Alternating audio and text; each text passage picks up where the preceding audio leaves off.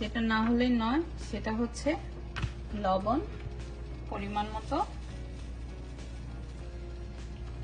লবণ ছাড়া কোনো কিছুই ভালো লাগবে না। ব্যাস এটাই। এখন এগুলো ভালো করে মেখে নিয়ে একটু তেলের মধ্যে ভেজে নেব। এগুলো আমি মেখে নিই, আর এইদিকে আমি চুলায় একটু তেল দিয়ে দিলাম। তেল দিয়ে তেলটা গরম হোক, তারপর আমি এগুলো আস্তে আস্তে ভেজে নেব। এখন আমি একটা মাত্র বড়া ভেজে নিয়েছি লবণ টেস্ট করার জন্য। যদি লবণ ঠিক না থাকে বা অন্য মশলাগুলো ঠিক না থাকে তাহলে আমার সবগুলাই মানে খারাপ হবে। তো সেই জন্য আমি সবসময় এই টাইপের জিনিসগুলো যখন রান্না করি আমি এরকম করি, আগে একটা ছোট করে দিয়ে দেখি কেমন হয়েছে টেস্ট। যদি সব ঠিকঠাক থাকে তাহলে পরবর্তীতে আমি একসাথে সবগুলো দিয়ে দিই।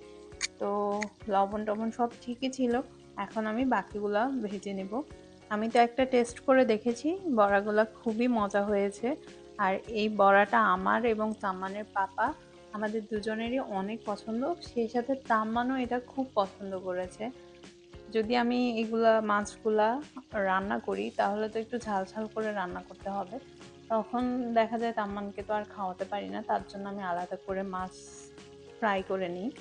কিন্তু এভাবে করলে কিন্তু সে এটা খুব পছন্দ করে, আর সে পছন্দ করে একটা বা দুইটা খেয়েও নেয়। আমি প্রথম যেদিন রান্না করছি সেদিন তো ওকে একটু টেস্ট করিয়ে দেখলাম, আর সে দেখি অনেক পছন্দ করেছে। যতটুকু হয়েছে তার অর্ধেকটা আমি এখানে ভেজে নিচ্ছি, বাকি অর্ধেক আমি ডিপ ফ্রিজে রেখে দিব, অন্য কোনো দিন ভেজে নেব। এখন আমার মাঝে মাঝে এটা খেতে খুব মন চাইতো, দেশে যখন খেয়েছিলাম ওইটা আর কি মাথায় ছিল। তা একদিন আমি এই মাছগুলা রান্না করতে নিয়েছি, আর হঠাৎ করে দেখে আমার মনে হলো আচ্ছা এগুলা দেশে যেরকম মাছগুলোকে বেটে বড়া করে ওইভাবে যদি আমি করি কেমন হবে।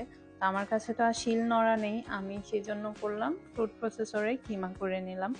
আমার মতো যারা আপনারা আছেন এরকম বিদেশে এই ধরনের খাবার খেতে মন চায়, আপনারা কিন্তু এইভাবে ট্রাই করে দেখতে পারেন, খুবই মজা।